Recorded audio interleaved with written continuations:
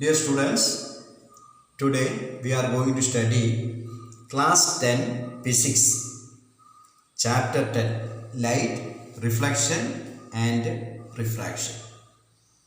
Then, first question, what is light? What is light? Light is a form of energy. Light is a form of energy, that is electromagnetic wave. Light is a part of electromagnetic spectrum or electromagnetic wave which travels with a speed 3 into 10 raised to 8 meter per second. Then speed of light is this one. Then what is velocity of light? Also the same. Speed and velocity is same. Why? Because light travels in a straight line. The straight line propagation of light is a basic property of light. That basic property is called rectilinear propagation of light. Rectilinear. That is called rectilinear propagation of light. The question, what is rectilinear propagation of light? And give the velocity of light. Answer. Light travels from one point to another in a straight line. That is called rectilinear propagation of light. Speed of light is 3 into 10 raised to 8 meter per second, which is the unit of speed and velocity. You all know it. Then, what happens if light travels from one place to another in a straight line? We know that is rectilinear propagation of light. Then if we place a medium or an object in between these 2 points, what happens?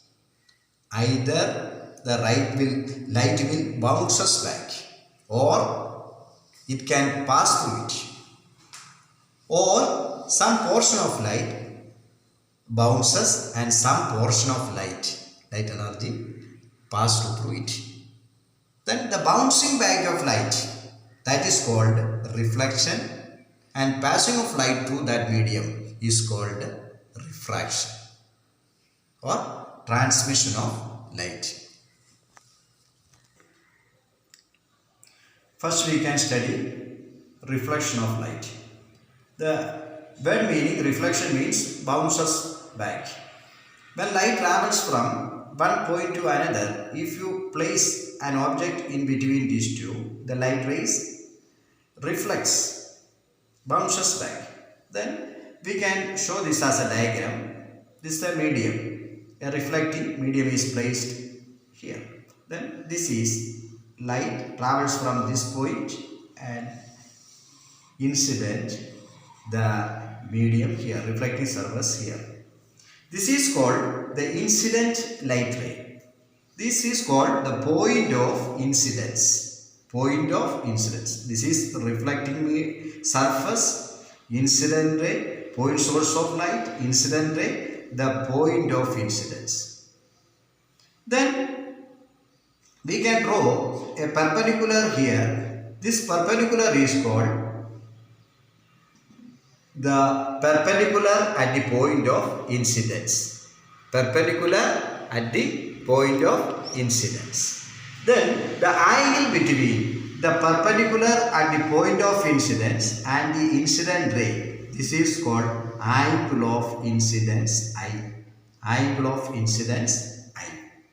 The reflecting ray, after light incident here, the light reflected back. This show those light travels from here to here, incident at the point of incidence here, the bounces back. This is called the reflected light ray. Incident light ray, reflected light ray. This is called angle of reflection R. From the figure, it is clear that I and R are equal. Then there are 2 laws for reflection. First law is here, second law is here. First we can study the second law.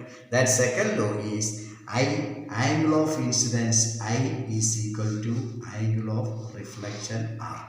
That is called the second law of reflection. Then what is the first law? First law states that the incident ray, the reflected ray and the perpendicular at the point of incidence, these three are at the same plane. This perpendicular at the point of incidence is called normal. This another name, that's mathematical term, is called normal. Normal at a point means perpendicular at that point. Therefore, the first law states that what is the incident ray, the normal at the point of incidence and the reflected ray. These three are in the same plane. Okay, that is the first law of reflection. The second law, angle of I is equal to angle of reflection. Then what is the importance of this law of reflection? That's a question. All reflections which obeys the laws of reflection are called regular reflection. The reflections in which these laws are not obeyed, that is called irregular reflection.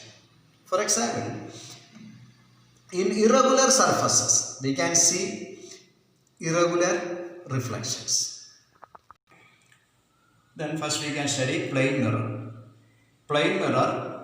In plane mirror, regular reflection takes place. Therefore, an image is formed. Then question, give the characteristics of the image formed by a plane mirror. That's the question. What are the characteristics of image formed by a plane mirror? First thing, if object is here, image is formed here. First thing, the object distance and image distance are same.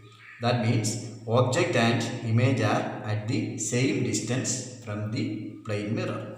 Second thing, they are in the same size. This is the image object, this is the image. Image and object are same size. In physics, the same size means no magnification. That means magnification m is equal to 1. That means positive 1. Plane mirror magnification is positive 1. Why this importance of this positive 1? Positive 1 means image is virtual. Image is virtual. Virtual means we cannot form this on a plane, on a screen. We cannot get image on a screen. That means we can see it, but if you place a screen behind the mirror, we cannot get the image on that screen.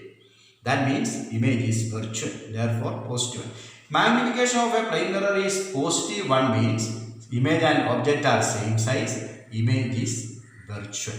That's a thing. Image distance and object distance are same thing. Then another thing takes place is in image, this is the left hand. Or what is same place, it appears to be the right hand of the image. That means in object, the left is right and right is left. That means laterally inverted. Laterally inverted. Then what are the characteristics of the image formed by a plane mirror? We can study one by one. First thing, image is virtual. Second thing, image is erect. Image is laterally inverted. Laterally inverted. Image and object are same size.